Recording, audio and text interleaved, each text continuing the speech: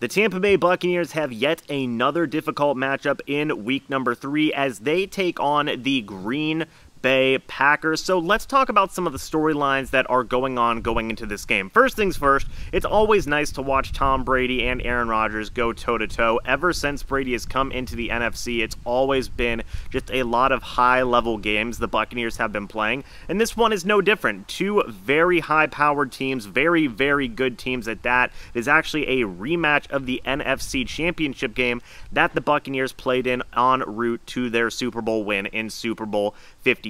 So you know Aaron Rodgers is going to be looking to get a little bit of revenge here on the Bucs. We will see if the Buccaneers can continue their perfect record that they have so far at this point. They have started off 2-0 and see if they can make that 3-0 here against the Packers, but it's always fun to watch these two quarterbacks go toe-to-toe. It also continues the kind of crazy initial scheduling the Bucs have been on so far, where it is essentially mimicked their Super Bowl run. In week number 1, they played against an NFC East team. In the playoffs in 2020, it was the Washington Football Team. This year, it is the Dallas Cowboys. Then they played against the New Orleans Saints, which they did so in the divisional round of their Super Bowl championship route. And then now you play the Green Bay Packers, which was the NFC Championship game. So kind of weird. Honestly, a little sus in my opinion from the NFL schedule making, but it is what it is. It's still kind of a cool route to see. It continues here with this NFC Championship game rematch. But kind of taking a deeper dive into both teams, what's going on with the Buccaneers offense right now? They are dealing with so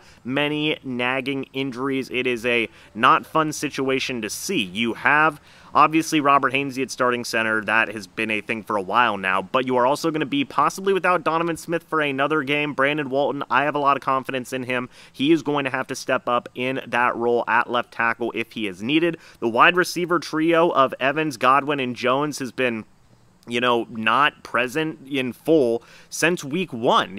All three guys were there in week 1, but after that, in week 2, Godwin and Jones were both out. Now in week 3, all three players are out. So you're going to have to look for guys like Russell Gage to step up, guys like Brashad Perriman as well. Will they be able to do that? Will the Buccaneers even throw the ball a lot? This is 2 games in a row now that Leonard Fournette has gotten over 20 carries in the contest. Will the Buccaneers make that 3 games in a row, especially considering all the injuries and situations that the wide receiver room has sustained where they are missing starters? That's going to be a very interesting thing to pay attention to. The Packers, though, are also not great at wide receiver currently. They have a lot of question marks at that position. They've had to rely a lot on their duo of running backs, A.J. Dillon and, Aaron Jones. Will they continue to do that? Will this be a running back type matchup where it's Fournette going up against Jones and Dillon? That's going to be another interesting thing to pay attention to. We'll have to wait and see on that. But a couple more things I want to think about here. Red zone, it's still been an issue for the Bucs through 2 weeks. Will those woes continue, or will the Buccaneers finally able to correct